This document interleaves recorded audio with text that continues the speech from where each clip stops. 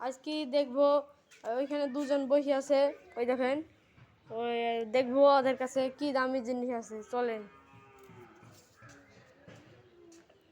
আপনার কাছে কি দামি জিনিস আছে? কি দামি জিনিস বলতে গেলে এটা মোবাইলটা স্যামসাং গ্যালাক্সি আলট্রা। ক টাকা নিয়েছে?